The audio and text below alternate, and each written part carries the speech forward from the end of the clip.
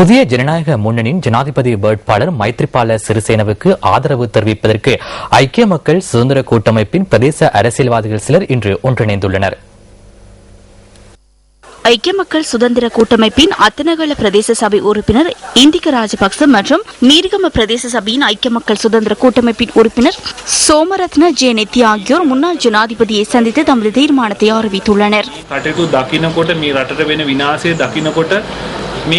சட்ட ஆதிக்கம் என்று நிறைவேற்ற அதிகாரத்துக்கு அடிபணிந்துள்ளது. எனவே இதில் ஒரு மாற்றம் அவசியம் என்று நினைத்தோம். நான் அத்தனகலைக்கு செல்லும் போது என் மீது துப்பாக்கி பிரயோகம் நடத்தவும் முடியும். அது போன்றதொரு நிலைமை இன்று அத்தனகலையில் நிலவுகின்றது. எனினும் அதற்கு நான் அஞ்சுவதில்லை. இந்த நாட்டின் ஊழல்களை ஒழிப்பதற்காக மைத்ரிபால சிறிசேனையை வெற்றி பெற செய்ய வேண்டும்.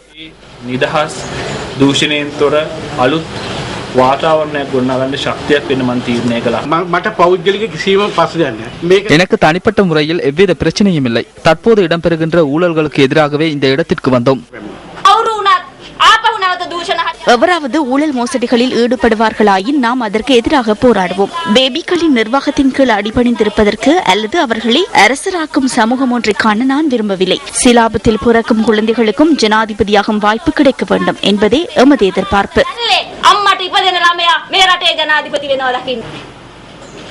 கம்பகாவில் நாம் 20 தலைமுறைகளாக வாழ்ந்துள்ளோம்.